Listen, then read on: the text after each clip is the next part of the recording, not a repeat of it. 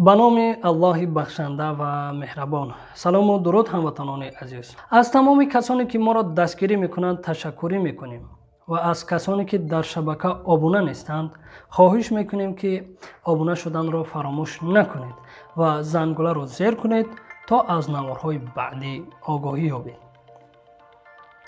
امروز میخواهم درباره رحمانوف و شخصیت او با شما صحبت کنم و چهره واقعی او را که در زیر نقاب پنهان کرده است و در اصل چه کسی است به شما نشان دهم. رحمانوف فرانت خلقی، حزب خلقی دموکراتی و کمونیست ها پاش خوردن اتحاد شوروی برای رهبریت و مردم تاجیکستان غیر چشمداشت بود. از این سبب تاجیکستان یکی از 15 جمهوری های شوروی بود که دیرتر از همه اعلامیه استقلالیت را قبول کرد.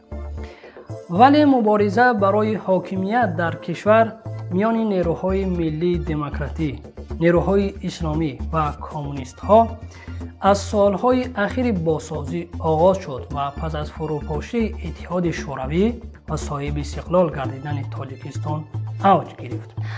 در این مبارزه که هدفش به دست آوردن قدرت سیاسی بود، در مقابل حزب کمونیست، حزب دموکرات، رستاخیز و حزب نهضت اسلامی متحد شدند. در انتخابات پرزیدنتی سال 1990 حزب کمونیست که تا به حال در کشور نفوذ داشت با راه تقلب پیروز شد و رحمان نبیف رئیس جمهور انتخاب گردید. ولی انتخابات وضعیت سیاسی را باز هم وخیم‌تر گرداند و در تاجیکستان جنگ شهروندی آغاز گردید. مخالفین رئیس جمهور رحمان نبیف را مجبور نمودند که به استعفا رود و به سر قدرت آمدند.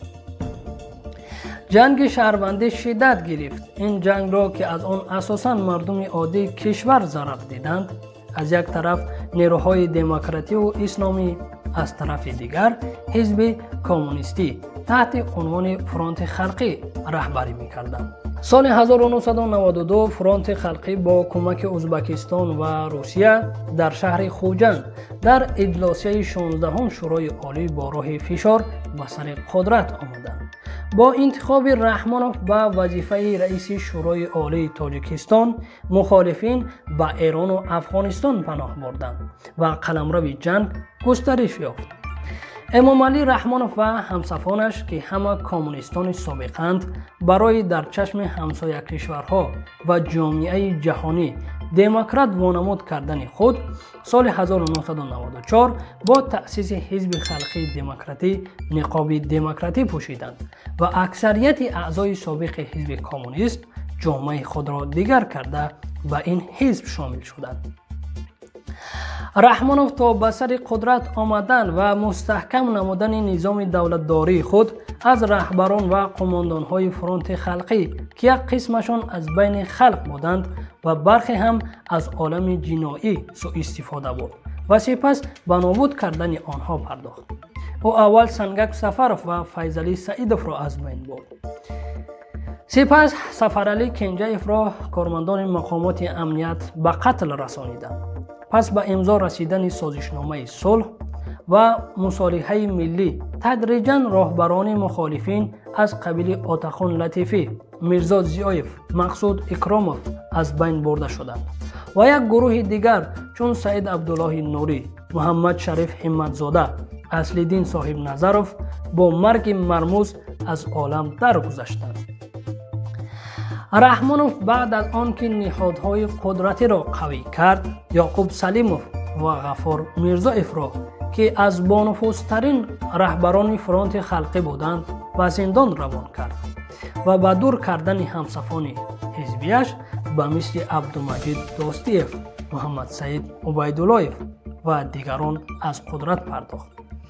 همین طور رحمانوف برای پوره به دست گرفتن حاکمیت مخالفین و رقیبان سیاسی و احتمالی خود را آهسته آهسته از بین برد و در اطرافش افرادی به خودش صادق را جمع آورد و یک نظام دیکتاتوری کمونیستی را ایجاد نمود. او با تأسیس حزب خلقی دموکراتی گویا خود را دموکرات و طرفدار ارزش‌های دموکراتی وانمود می‌کند. ولی اصولهای حاکمیت در تاجیکستان به مثل زمان شوروی یک حزبی است. در تاجیکستان حاکمیت در دست خانواده رحمانوف و حزب خلقی دموکراتیک قرار دارد و دیگر حزبها در حیات سیاسی کشور نفوذ ندارند و حزبهای کیسکی به حساب می روند. این حزبهای دروغین برای صحنه‌سازی‌های سیاسی استفاده می شوند. رحمانوف یگانه حزب مخالف در پارلمان حزب نهضت اسلامی را قسم از رهبرانش را حبس و قسم دیگرش را مجبور کرد که کشور را ترک کنند.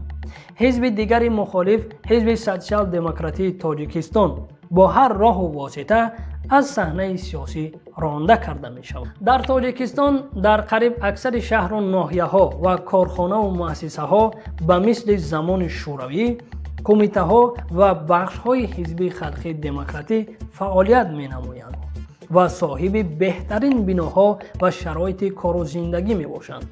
آنها بسیاری از این بناهایی را که از زمان شوروی مانده اند یا اموال حزب کمونیستی تاجیکستان بودند مجبوراً گرفتند. این بناها از حساب مبلغ بودجه تعمیر می شوند. به طور مثال قرارگاه حزب خلقی دموکراتی تاجیکستان که در بنای سابق خانه معارف سیاسی در گذشته بنای حزب کمونیستی تاجیکستان جایگیر شده است، این بنا 2 سال پیش با صرف صدها میلیون سومانی پول بودجه تعمیر گردید.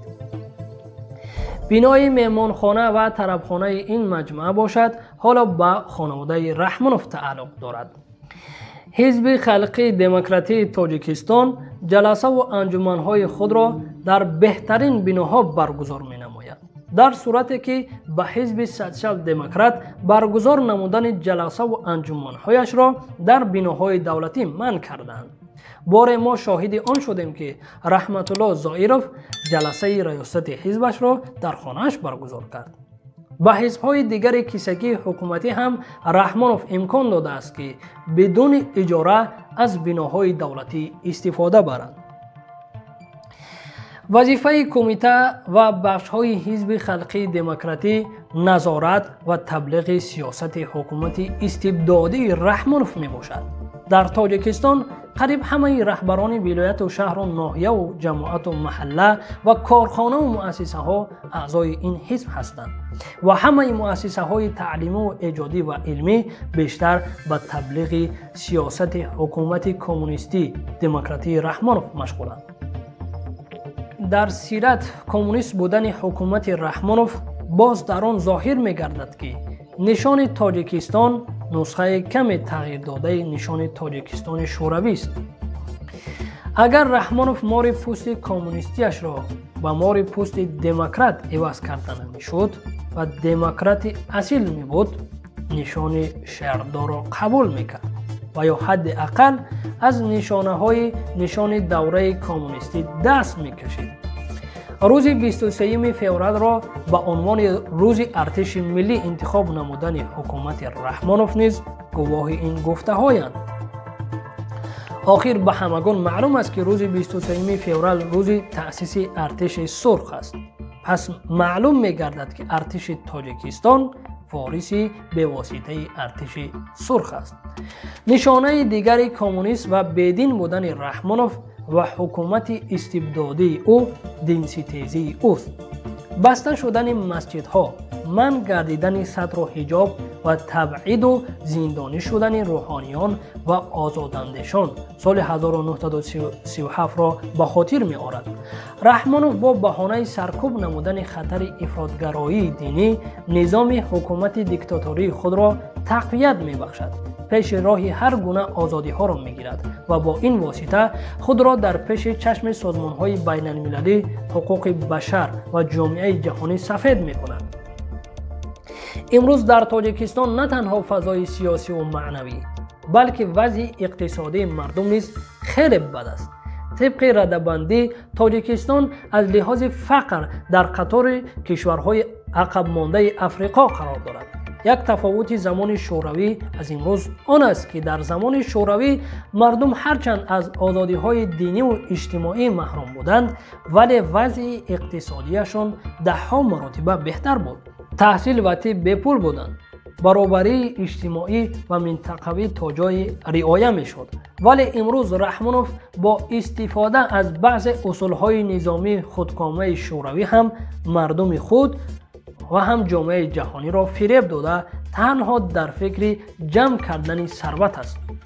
мутобиқи баъзе маълумот, ҳоло ӯ дар бонкҳои хориҷа бо дуздидани маблағи мардум ва аз худ кардани сарвати кишвар даҳҳо миллиард доллар сарват андохтааст. Раҳмонов имрӯз дар ниқоби коммунистӣ, сармоядор ва демократи мусалмон пинҳон шудааст ва қасд дорад ҳокимиятро пас аз худ ба фарзандонаш ба мерос гузорад. вале наздик аст ки мардум ӯро аз ин ниқоб ба дар оранд ва симои воқеии ӯ ба унвони як ҷинояткор ва хоини миллат ошкор шавад. ташаккури зиёд. худо нигаҳбони мо шумо то наворҳои оянда.